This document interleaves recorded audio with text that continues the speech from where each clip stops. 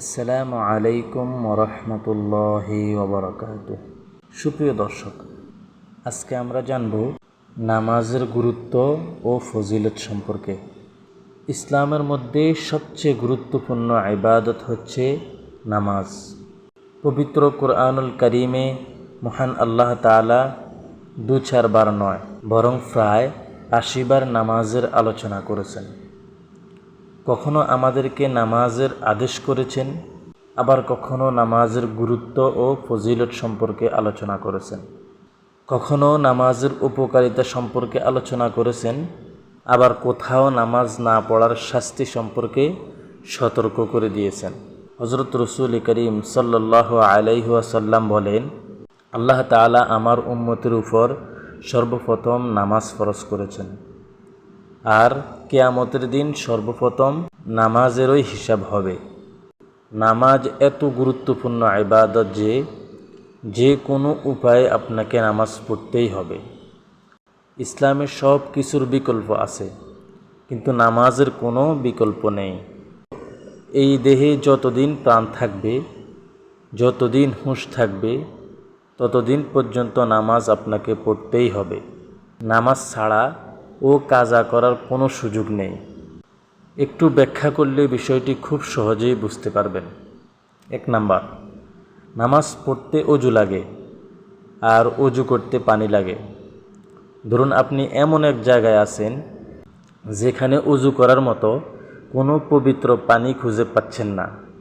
এদিকে নামাজের ওয়াক্তও প্রায় শেষ হয়ে যাচ্ছে। তখন আপনি কি করবেন? অজুর জন্য পানি পাচ্ছেন না বলে নামাজ ছেড়ে দিবেন? না, কখনও না। সে অবস্থায় আপনাকে অজুর বিকল্প হিসাবে মাটি দ্বারায় তায়াম্মুম করে নামাজ আদায় করতে হবে। শরীয়ত অজুর বিকল্পে তায়াম্মুমের বিধান দিয়েছেন, কিন্তু নামাজের বিকল্পে কিছুই দেয়নি। চলুন আমরা কোরআন এবং হাদিসের আলোকে নামাজের গুরুত্ব ও ফজিলত সম্পর্কে জেনে নিই। প্রিয় ভাই, নামাজের গুরুত্ব সম্পর্কে আল্লাহর রসুল সাল্লাল্লাহু আলাইহি ওয়াসাল্লাম বলেন, কিয়ামতের দিন বান্দার কাছে সর্বপ্রথম নামাজের হিসাব নেওয়া হবে। কিয়ামতের দিন জিজ্ঞাসা করা হবে না যে বান্দা, দুনিয়াতে তোমার কয়টা বাড়ি ছিল, কয়টা গাড়ি ছিল, কতখানি জমিন ছিল, কোন এলাকার নেতা ছিলে তুমি। এসব বিষয়ে আল্লাহ জিজ্ঞাসা করবে না। সর্বপ্রথম যে প্রশ্নটা রাখবেন তা হচ্ছে বান্দা নিয়মিত নামাজ পড়েছে কিনা, সঠিকভাবে নামাজ পড়েছো কিনা হিসাব দাও। যদি সঠিকভাবে নামাজের হিসাব দিতে পারো, তাহলে সে সফল কাম হয়ে যাবে। আর যদি হিসাব গরমিল হয়, তাহলে সে ধরা পড়ে যাবে, সে ব্যর্থ হয়ে যাবে, এবং সেদিন তার মতো হতভাগা আর কেউ থাকবে না। অন্য হাদিসে আছে, হযরত আব্দুল্লাহ ইবনে আমর ইবনে আস রাদিয়াল্লাহু তাআলা আনহু থেকে বর্ণিত, তিনি বলেন, নবী করিম সাল্লাল্লাহু আলাইহি ওয়াসাল্লাম একদিন নামাজ সম্পর্কে আলোচনা প্রসঙ্গে বলেন, যে ব্যক্তি নামাজের হেফাজত করবে, নামাজ তার জন্য নূর হবে, সুবহানাল্লাহ, এবং দলিল ও নাজাতের উপায় হবে। আর যে ব্যক্তি নামাজের হেফাজত করবে না, তার কোনো নূর, দলিল ও নাজাতের ব্যবস্থা হবে না। সে কিয়ামতের দিন কারুন, ফিরআউন, হামান ও উবাইদা ইবনে খলফের সঙ্গে থাকবে। নামাজ সম্পর্কে ওলামা একরাম বলেন, ধন সম্পদের কারণে যারা নামাজ ছেড়ে দিয়েছিল, তাদের হাসর হবে কারুনের সাথে, এবং রাজনীতির কারণে যারা নামাজ পড়েনি, তাদের হাসর হবে ফিরআউনের সঙ্গে। চাকরি বাকরির কারণে যারা নামাজ পড়েনি, তাদের হাসর হবে হামানের সাথে। ব্যবসা বাণিজ্যের কারণে যারা নামাজ পড়েনি, তাদের হাসর হবে উবাইদা ইবনে খলফের সঙ্গে। মহান আল্লাহ তাআলা তার সমস্ত ফরমান আসমান থেকে হযরত জিবরাইল আলাইহিস সালামকে দিয়ে দুনিয়াতে পাঠিয়েছেন। আর নামাজ এমন একটি ইবাদত যা আল্লাহ তাআলা জিবরাইল আলাইহিস সালামকে দিয়ে দুনিয়াতে পাঠান নাই, বরং আল্লাহর রসুল সাল্লাল্লাহু আলাইহি ওয়াসাল্লামকে দুনিয়া থেকে 7 আসমানের উপর তুলে নিয়ে সেখানে নামাজকে ফরজ করেছেন।